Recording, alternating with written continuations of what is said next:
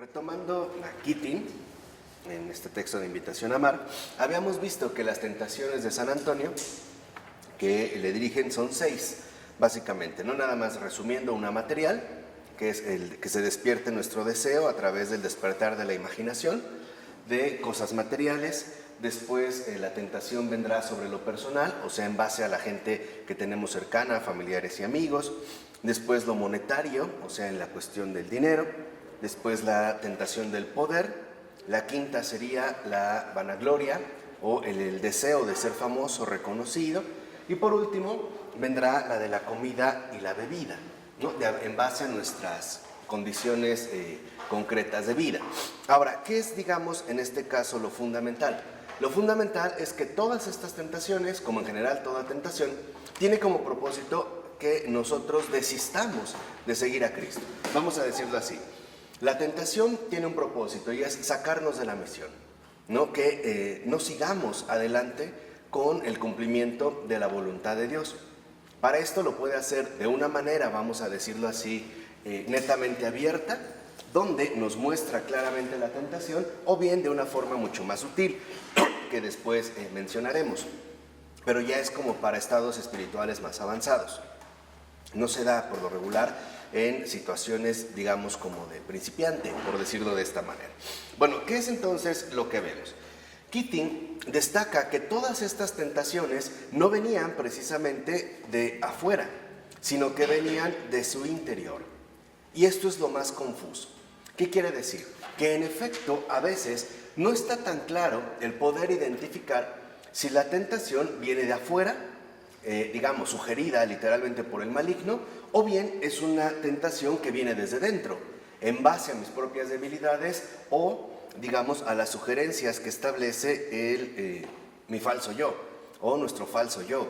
A veces podríamos suponer que el demonio nos está tentando y en realidad no tendría nada que ver él, ¿no? Seríamos nosotros los que de alguna manera estamos, por decirlo así, tentándonos a nosotros mismos a través de los mecanismos del falso yo en la 98, ¿no? A través del falso yo. Entonces, esto es como lo más desconcertante y lo confuso. Ahora, ¿cuál es el método que propone precisamente Antonio para resistirlas? Fe, determinación y oración incesante. Estas son como las tres, digamos, fases que nos muestran. Fe, en primer lugar, determinación y oración incesante.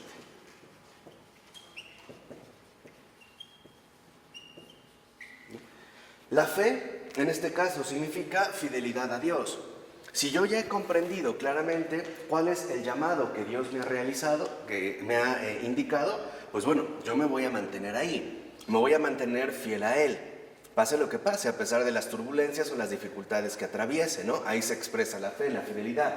La determinación es no cambiar, o como decía San Ignacio de Loyola, no mudar, o sea, no estar dispuesto a cambiar, sobre todo cuando aparecen las dificultades, sean las primeras o consecutivas o permanentes, sino permanecer fijo ahí, ¿no? Por eso es que va, digamos, junto a la fe. La oración incesante significa que yo debo de mantener una verdadera comunicación profunda con Dios. Esta es mi oración incesante. Y esta oración incesante se debe de ver reflejada en dos ámbitos. Obviamente la oración personal, ¿no? La oración interior que realizamos con el Señor, por ejemplo, la oración centrante, la meditación del Evangelio, etcétera, etcétera, pero también las acciones que realizamos en la vida ordinaria. Ahí también se está orando. O sea, en el cumplimiento de nuestra misión también significa en este caso mantenerse en oración. Por eso para Antonio lo importante era que en efecto nos propongamos no abandonar el camino espiritual. Y eso es, digamos, como el verdadero desafío, no abandonar el camino espiritual. Por eso San Antonio da una especie como de mensaje, dice el padre Keating, a todos aquellos que emprenderán o están dispuestos a emprender o ya han comenzado este camino. Y es, nunca desistas de esperar a Dios, nunca desistas de tener confianza en Dios, nunca desistas de comunicarte con Dios por medio de la oración. O sea, es no renunciar. Esta es, digamos, como la recomendación fundamental de San Antonio, no renunciar, ¿no? Este sería, digamos, como el primer paso, ¿no? No renunciar, no estar dispuestos a renunciar.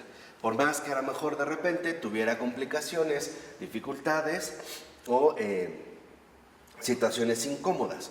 Esto es, digamos, lo que dejaba como más contrariado a el diablo, la firmeza de San Antonio.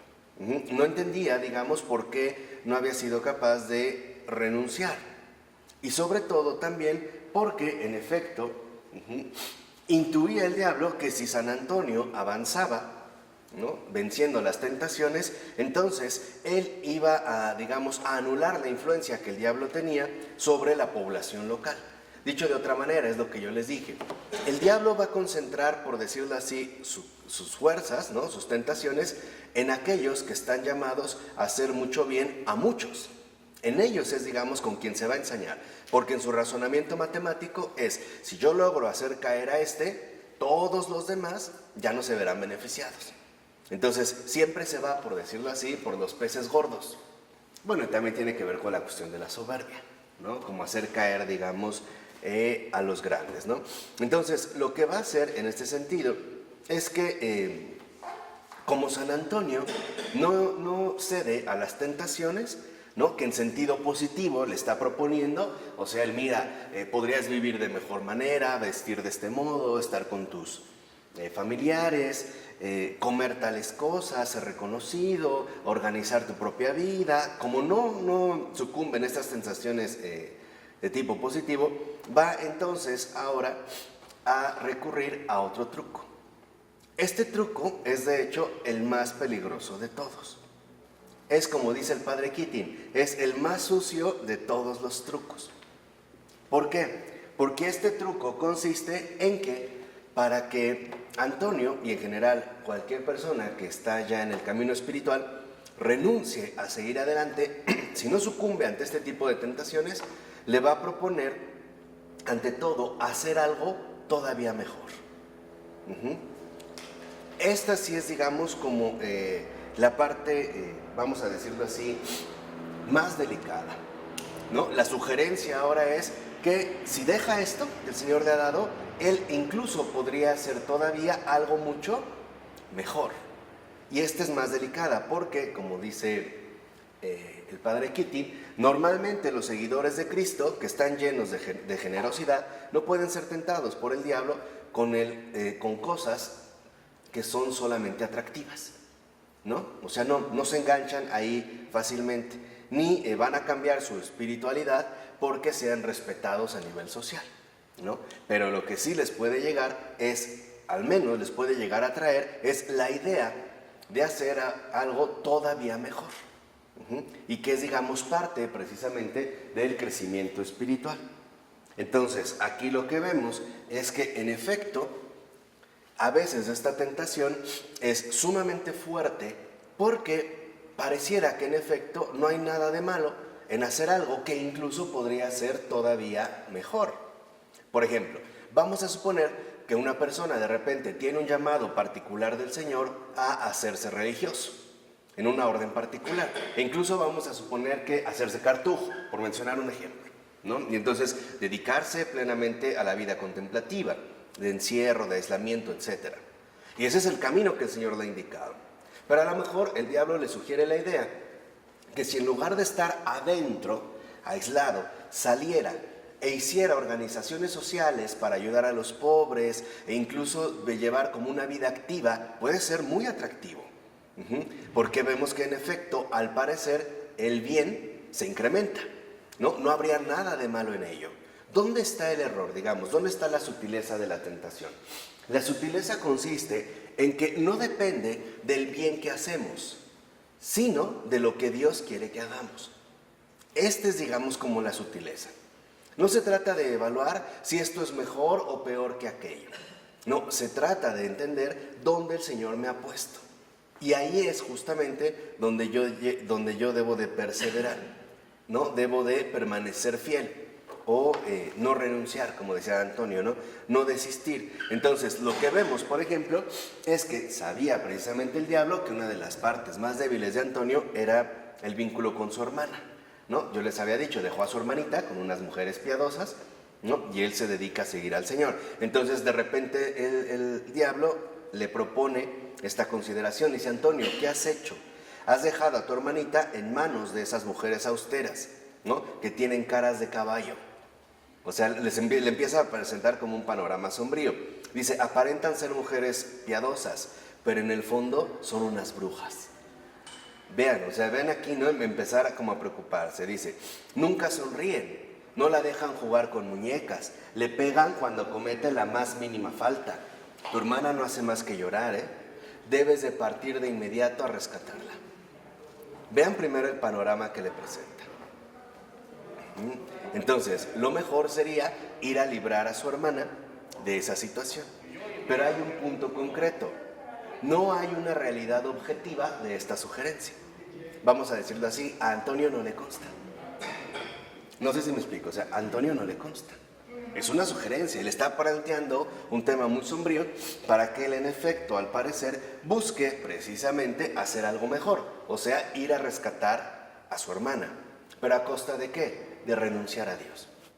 Porque sí puede ser muchísimo más atractivo, ¿no? No habría como un anuncio claro de pecado o de falla, pero la tentación va a la raíz, o sea, dejar de cumplir con lo que Dios quiere y entonces tomar una alternativa siguiendo nuestros propios prejuicios, ¿no? O nuestros propios criterios. Por ejemplo, es como si yo considerara que en lugar de ser laico, si me hiciera sacerdote, entonces podría ser un bien mayor al poder confesar, por ejemplo, a mucha gente. No sé si me explico. O poder ir de misiones a tal. Pues claro que está muy atractivo, suena muy bien, pero no es el camino. No es ahí precisamente donde se me ha indicado. Entonces, como dice el padre Keating, este es el más sucio de los trucos, en primer lugar, porque aparentemente no hay nada malo en hacer eso. Al contrario, pareciera que se gana mucho, ¿no? Dejar algo en particular por realizar algo mejor. Y esto pues es muy seductor, es muy atractivo, ¿no? Y segunda, porque por lo regular este tipo de tentación involucra a nuestros seres queridos, o sea, las personas más cercanas que podemos tener, ¿no? En este caso le presenta a su hermana. Dice, por ejemplo, el padre Keating: ciertamente, a veces nuestros propios familiares nos presentan un dilema de conciencia. Y él pone otro ejemplo, dice: a ver, la madre de uno de los novicios en mi monasterio le escribía regularmente diciéndole: si no regresas a casa, me voy a suicidar. Vean, ¿eh? Dice: imagínense recibir un mensaje así en un día frío, húmedo y de ayuno. Imagínense, o sea, la noche interior que se va a vivir, ¿no? Dice: no obstante, el monje decidió quedarse y su mamá siguió viviendo. Vean por dónde. Entonces, ¿cómo se puede superar esta situación? De una manera muy concreta. Primero, si yo permanezco donde el Señor me quiere, entonces es claro que Él se va a encargar de todo lo demás. No lo tengo que resolver yo. No sé si me explico. O sea, esa es la parte de la fe. Por ejemplo, si en el caso de Antonio, su hermana se ha quedado con ciertas mujeres, pues el Señor se encargará de que su hermana esté en el mejor lugar. Sea como sea, no es algo que Antonio, en efecto, debe, en último término, resolver. Este es, digamos, como un punto central. Por lo regular, vuelvo a repetir, hay tentaciones que son como muy abiertas, ¿no? Van claramente contra la fe. Por ejemplo, si en tu caso de casado se te invita a cometer una infidelidad, ahí es muy claro, ¿no? Ahí digamos, no hay tanto como para discernir. Pero el punto está cuando entra incluso, a veces en algunas ocasiones, un mal con apariencia de bien. Porque el mayor mal que podemos cometer es no hacer lo que Dios quiere y terminar haciendo lo que nosotros elegimos. Ese es el peor mal. ¿Y por qué? Porque si no hacemos lo que Dios quiere, entonces realmente no estamos haciendo un bien, ¿no? Porque solo Dios es el que realiza grandes bienes. Terminaríamos haciendo otra cosa que no tendría, por decirlo así, la misma implicación que el Señor mismo está pensando. Entonces, debemos de darnos cuenta de algunos aspectos en este caso. Primero, reconocer dónde están nuestros puntos débiles. Esto es algo central en cada uno de nosotros. Por lo regular, nuestros familiares o seres queridos pues son como una fibra sensible para nosotros, ¿no? Para cualquier persona, sus familiares o sus seres queridos, sus allegados. Por ejemplo, lo vemos en el caso de Jesús. ¿Se acuerdan cuando hay un momento donde está en la sinagoga y le dicen, ¿no? Tu madre y tus hermanos te andan buscando. O sea, ahí viene esta tentación sutil, ¿no? Deja lo que estás haciendo y vete con ellos porque tu familia te está buscando. Y Jesús rompe esta tentación, ¿no? Básicamente lo que dice es, lo importante es hacer la voluntad de mi Padre. ¿Sí me explico? Esto es central, o sea, en el propio Jesús nos lo está mostrando. Entonces, eso es algo a lo que también todos, de una o de otra manera, nos vamos a ver expuestos. Entonces, es importante conocerlo. Reconocer, como dijimos, primero, cuáles son mis puntos débiles. Ese es como un primer paso. Bueno, ¿dónde están mis puntos débiles? Segunda, no ceder a la tentación de renegar o dejar lo que estoy realizando por atender este otro tipo de situaciones. Porque la fe también se puede ver muchas veces como confundida por determinadas distracciones, ¿no? Como que la fe, la fidelidad, se puede ver, vuelvo a repetir, alterada por determinadas distracciones, ¿no? Podemos distraernos suponiendo que algo es mejor que lo que en efecto estoy realizando. Por ejemplo, en el caso del novicio que menciona el padre Keating, parecería mejor estar con mi mamá, ¿no? Que estar aquí ayunando solo en un lugar frío, húmedo. Pero no, ¿por qué? Porque la mamá está utilizando también mecanismos de chantaje. Y entonces ahí, por ejemplo, pues no podemos engancharnos, ¿no? Por muy fuerte o severo que nos puede en este caso provocar. Ahora dice Keating, aquí es, por ejemplo, cuando esta tentación, la más sucia de todas, empieza a producir los efectos más nefastos.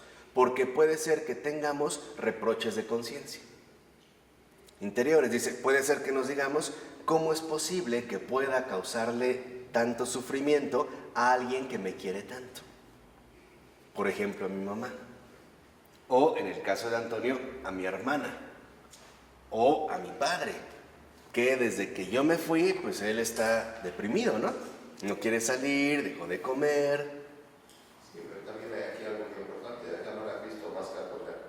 Entonces, cuando no tienes a Cristo en primer lugar y sigues teniendo los demás, así es mucho más fácil que te lleve a la tentación. Claro. Sí, pues el mismo Evangelio dice que debes abandonar a tus padres, a tu familia, para hacer la voluntad de Dios. Claro.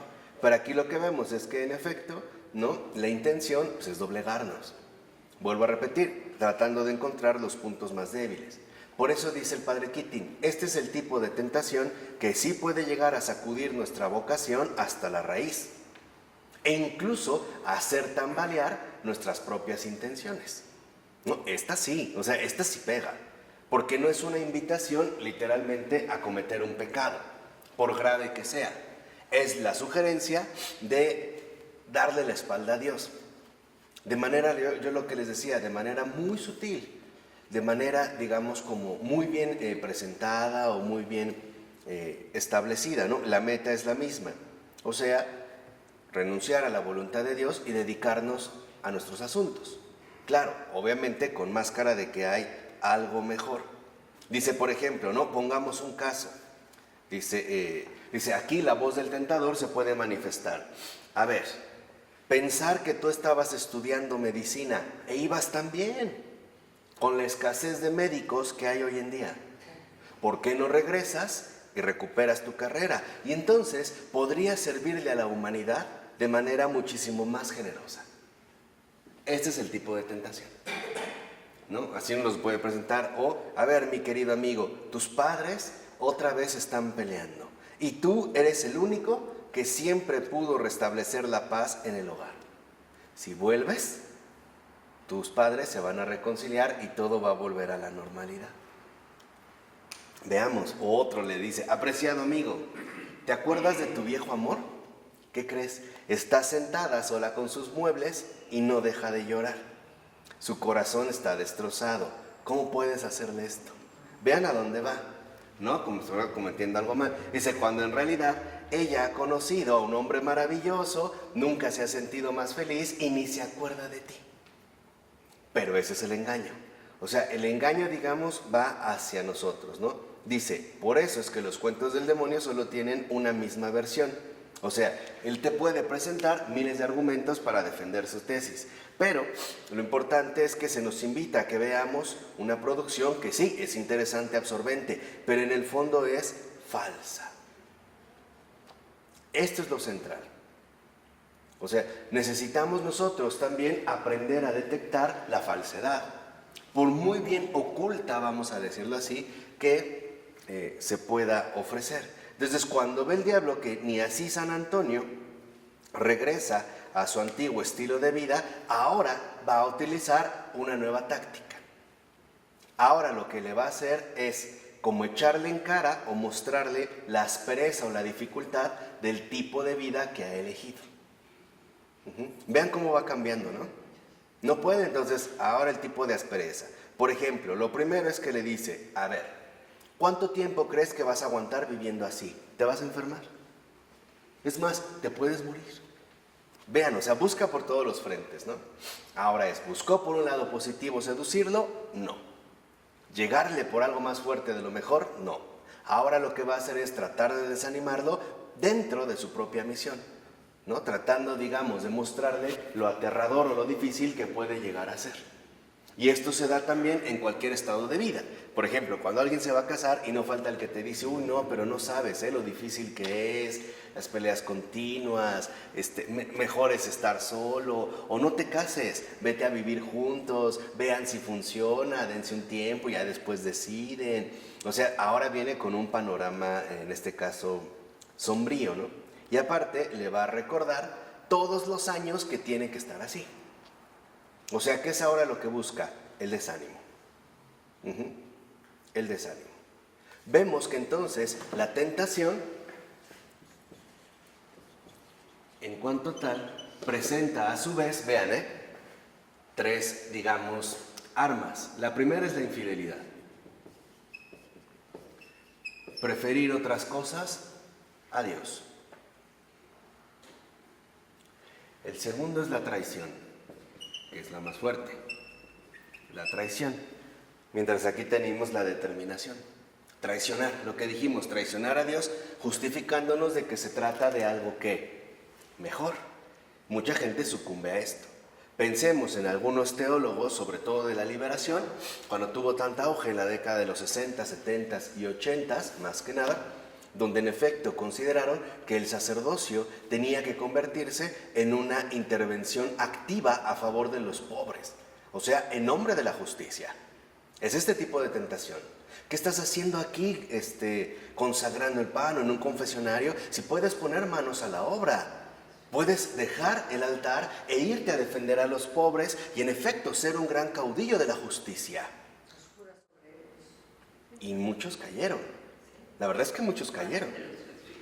Claro, o sea, literal, es que sí, esta tentación se arrasa, porque sí es muy fuerte, porque no hay, digamos, como un criterio para decir, es que esto está mal. No, en realidad lo que está mal es querer decidir por nosotros mismos. Entonces, mientras se van a luchar con la justicia, pues obviamente no hay pastor y el rebaño se dispersa. Ahí se ven los efectos. En el caso de la última, ¿no? Si hay oración incesante, entonces lo que ahora se nos propone es el desánimo. Estas, en general, son las tres grandes, vamos a decirlo así, tentaciones, o más bien, los efectos que las tentaciones, según las circunstancias, buscan obtener. Infidelidad, traición o desánimo. No vale la pena, ¿no? ¿Para qué continuar? Es muy difícil, y etcétera, etcétera, etcétera. Y todavía, ¿no? Va a enfatizar más con Antonio cuando le sugiere, mira, eres demasiado joven para estar aquí. Vean, o sea, vean, ¿no? Aparte vas a desperdiciar tu vida. Siendo sinceros, no vas a aguantar. Vean, o sea, es cuando ya llega con fuerza, ¿no? ¿Por qué? Porque cada tentación está hecha a nuestra medida personal. No es genérica. No es una tentación genérica. Está hecha a nuestra propia medida. ¿De acuerdo con qué? A nuestra historia personal.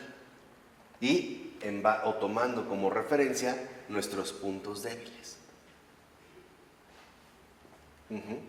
Por ejemplo, esto es muy común si una persona cometió un pecado serio, va, lo confesó, ya le dieron la absolución y al poco tiempo empieza a sentirse nuevamente culpable. Esa es claramente una tentación que va a ir en este caso sobre el desánimo, más allá de nuestras fuerzas. O sea, que sí tenemos siempre la posibilidad de vencer, ¿no? O sea, que el hecho de que seamos tentados no significa que tenemos necesariamente que ser vencidos. Ese es el sentido. Claro, a lo mejor va a ser un poco complicado, pero siempre tenemos la gracia suficiente para no ceder. Por muy fuerte, digamos, que nos veamos de repente como azotados, ¿no? Podemos, como decía Pablo, ¿no? Podemos a lo mejor caernos, pero no tirarnos. O sea, nos pueden tambalear, pues sí, nos pueden mover, a veces dudamos, a veces como que tropezamos, pero finalmente, ¿no? Seguimos. Entonces, lo importante aquí es que, en efecto, veamos de qué manera las tentaciones van a ir adquiriendo un determinado grado de intensidad. Porque una vez, por decirlo así, que la tentación sí nos ha alcanzado a tocar, o sea, sí me tocó, entonces, si ya se dio cuenta que por ahí entró, pues lo que va a hacer ahora es crecer todavía en intensidad. ¿Para qué? Para debilitarnos y abrumarnos. Por eso, lo importante en este caso es entender lo que nos recomienda Antonio. Primero, si la tentación va contra la infidelidad, o sea, no permanecer fiel a lo que el Señor me ha indicado, entonces debo de trabajar en la fe. ¿Y cómo voy a trabajar en la fe? Precisamente no cambiando aquello que se me ha encomendado. Por ejemplo, es como si a una persona le encomendaran cuidar una casa. Vamos a poner un caso. Solo le han pedido que la cuide. Y de repente esta persona dijera, no, pero estaría mejor si se hiciera esta modificación y cambiar esto y el otro y cambiar la puerta y hacer... No es lo que se le pidió, por muchos beneficios que pueda traer. No sé si me explico. No es lo que se le pidió. O sea, aquí es donde nosotros debemos de entender cómo el arma invencible contra la infidelidad se llama obediencia. Eso es lo principal. Entender qué es lo que se me pide y ya, no más. Si se me van encargando otro tipo de situaciones, ya se irá viendo, pero de momento no. Evitar también, como decía San Francisco de Sales, la distracción del corazón. Son aquellos que, por ejemplo, están consagrados, son sacerdotes y dicen, no, es que a lo mejor si fuera casado o si me casara y renunciara al sacerdocio, podría tener una familia y que mis hijos, en lugar de que nada más el Señor tenga un sacerdote, tenga 4 o 5 religiosas, dando por hecho que va a tener hijos y a lo mejor ni puede, por ejemplo, ¿no? O sea, estamos viendo cuestiones, o al revés.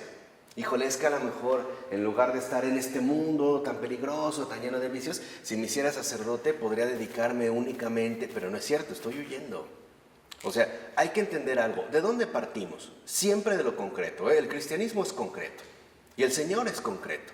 Nunca partimos de hipótesis meramente abstractas o suposiciones generales, no. El cristianismo es concreto, es siempre, en el cristianismo es esto concreto, ¿eh? Siempre hay que andar en lo concreto.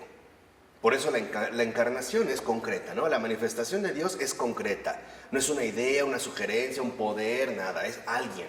Y alguien tan concreto que hasta se encarna, se hace carne. Entonces, nosotros, para poder superar las tentaciones, necesitamos siempre ir a lo concreto. Mantenernos siempre en lo concreto. Y esa es la mejor manera de crecer en la obediencia. Ejemplo, si a mí, por ejemplo, Ronnie, me encargó leer este libro, pues leo este, no leo otros. Leo este, ese es el que me pide. Ya después veré si leo otros. Pero lo primero es, ok, se me encargó esto es lo que tengo que realizar. ¿Sí me explico? O yo le pido a Alicia, oye Alicia, me dijeron que cocinas muy rico, ¿nos puedes preparar una lasaña? Pero por favor sin sal. Ah, y ella no, le pone sal. Es que es mejor, mira, por el sabor. ¿Me explico? No. Y esto es lo que más trabajo nos cuesta. Porque la obediencia siempre mantiene a raya al yo. O sea, ante la obediencia el yo no puede. Por eso le cuesta tanto. ¿no? Por eso es muy importante que veamos que nuestra fe siempre debe ser una fe concreta. Esto y esto. O sea, esto, ¿no? La sustancia de la que habla Aristóteles no es una sustancia abstracta, es una sustancia concreta.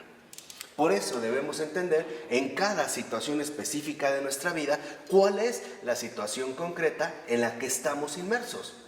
Esto nos va a permitir, en efecto, quitar todas las exageraciones que la tentación puede producir y también concentrarnos en aquello que es importante. O sea, poder, digamos, como quitar lo irrelevante de lo relevante, lo inesencial de lo esencial. ¿Crees? La fe sin las obras está muerta. Por eso, pero las obras son concretas. Por eso las obras siempre son concretas, o sea, son encarnadas, pues. Son muy específicas. Si a mí, por ejemplo, se me encargó darle un chicle a una persona, de nada me sirve que yo le dé 100 paletas. Si lo que a mí se me pidió es un chicle. No sé si me explico. Esto es súper concreto, ¿eh? Esto es bien concreto. Esto nos ayuda a no perdernos en sugerencias de la tentación o en divagaciones innecesarias. Esto es lo central. Contra la traición, en el caso de la determinación, consiste precisamente en no estar dando pasos en falso, ¿no? Si vamos a partir de la fe en la situación concreta, para que yo me mantenga en la determinación, no voy a estar como tanteando o planteándome posibilidades, me voy a quedar fijo. Vamos a decirlo así, como una pieza de ajedrez. Está fija en el tablero, en el lugar que se le colocó. Si me he de mover, pues alguien me ha de mover. ¿Quién me va a mover? Dios. Así de sencillo. Lo vemos con Jesús, ¿no? Una vez que recibe el bautizo, el propio Evangelio dice, y el Espíritu lo impulsó, ¿no? Lo llevó ¿a dónde? Al desierto. No dijo Jesús, bueno, ahorita vengo, ¿eh? No, lo lleva, lo impulsa. Entonces ahí damos otro paso. Y ahí podemos también aprovechar esta gran lección del beato Domingo Barberi. Él decía, dice, yo vivo tranquilo por algo. Si Dios quiere algo de mí, me lo va a hacer saber claramente. Si no, no. Porque a veces ahí también nos enganchamos. Por ejemplo, empezamos a plantearnos tentativas. ¿Y si mejor tal cosa? ¿Y si quizá debiera entonces tal? Y nos empezamos a inquietar. No, nos empezamos a tambalear, ¿no? Como una ficha. No, ahí donde se me pidió. Ahí me voy a mantener. A menos de que la indicación en efecto sea clara. ¿No? A menos de que sí sea una indicación clara, entonces lo haré. Pero no voy a tomar una decisión por cuenta propia. Por eso les decía, no estar divagando, no estarnos planteando como hipótesis irrelevantes o sugerencias. No, estamos hablando del camino espiritual, ¿ok? No lo confundan con un proyecto de vida general. Entonces no hay ilusiones, esperanzas, sueños. No. Estamos hablando del camino espiritual. Y si fuera mejor, y si a lo mejor quizá haciendo esto podría, no. Porque eso es distracción. Entonces, para la determinación, para no caer en traición, ¿no? Lo que necesitamos es anular las distracciones. O por lo menos limitarlas, ¿no? O sea, limitar las distracciones.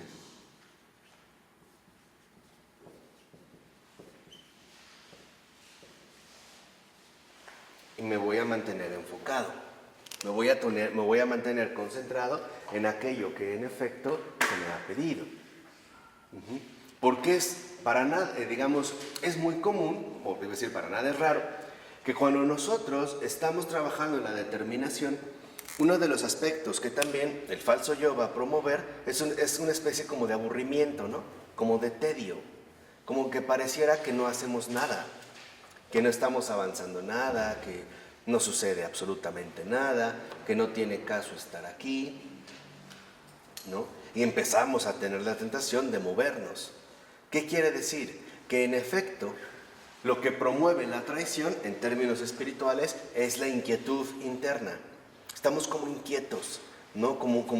No hemos alcanzado esa quietud, esa serenidad, y estamos inquietos tratando de hacer o de realizar cualquier otra cosa, menos lo que se me ha pedido, o menos lo que se me ha encargado.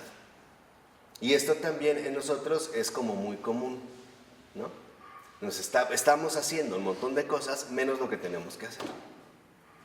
Entonces, limitar las distracciones es pues, quitar la inquietud, ¿no? Quitar la inquietud, permanecerme ahí, digamos, tranquilo, en paz.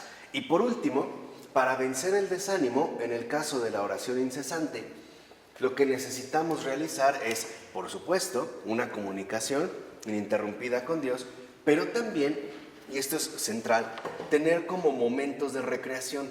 Y esto es bien importante.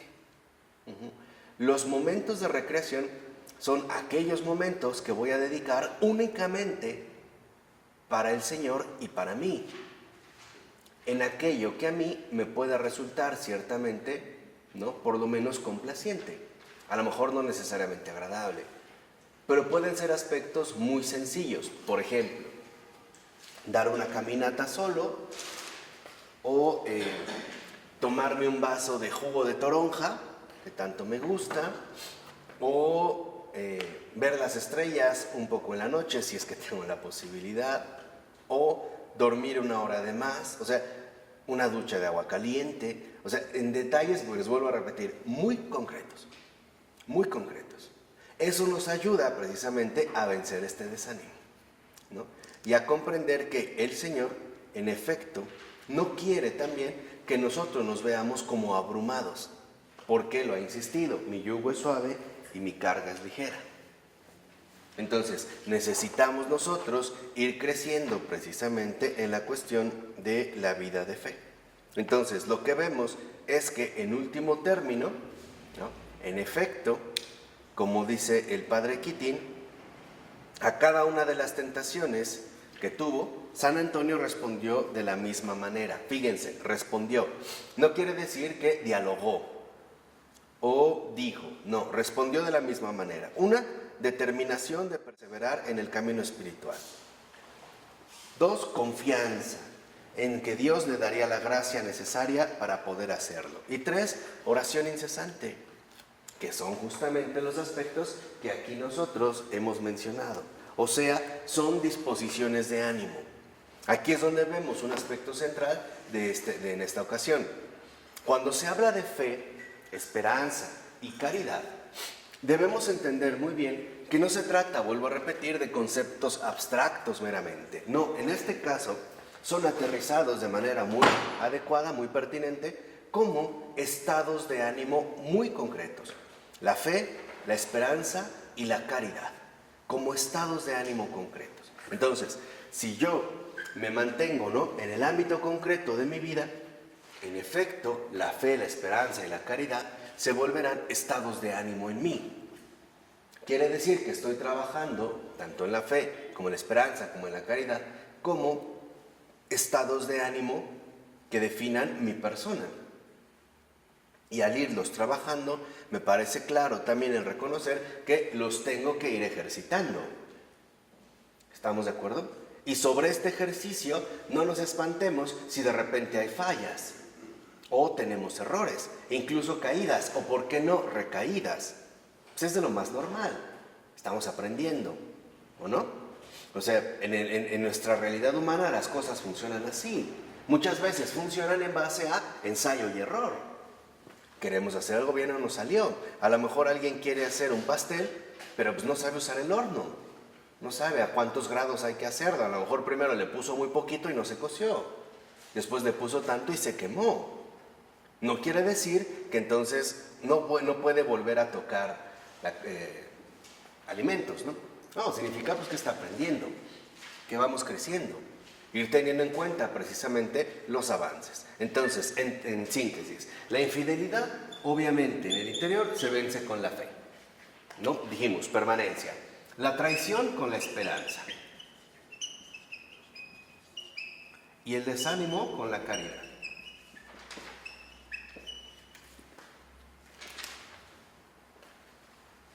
En estos términos precisamente espirituales que ahorita hemos comentado.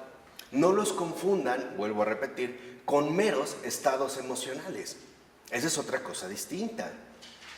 Que yo en algún momento me sienta súper alegre no significa que estoy muy bien con Dios. O al revés, que no me sienta con ganas, con ánimo, pues tampoco significa que en efecto ahora la estoy pasando muy mal con Dios. Debemos de apelar a las circunstancias concretas. Si de repente nos sentimos medio decaídos, vamos a ir entendiendo la clase que viene, el por qué, cuando se habla de la noche de los sentidos, ¿no? Que muchos llaman también la noche oscura, pero no entendemos a qué nos referimos. Pero es obvio, por ejemplo, pongamos un caso, que si Ronnie se ha enfermado y lleva una semana enfermo, y bueno, a partir de esta enfermedad no ha podido hacer aspectos, ¿no?, concretos que le benefician, que a lo mejor le ha disminuido el apetito, pues no está como que en su mejor condición. Si de repente se siente medio desanimado, pues es como normal, ¿no? O sería normal, digamos, de lo más normal. No nos reprochemos algo que en efecto no es real. Por ejemplo, suponer que le estamos fallando a Dios, porque pues no es así, en situaciones concretas. O vamos a suponer que nuestra buena amiga Georgette de repente ha tenido que cuidar a un enfermo y lleva 3-4 días sin dormir prácticamente nada, 1 o 2 horas. Y de repente, ¿no?, va a misa y se queda dormida.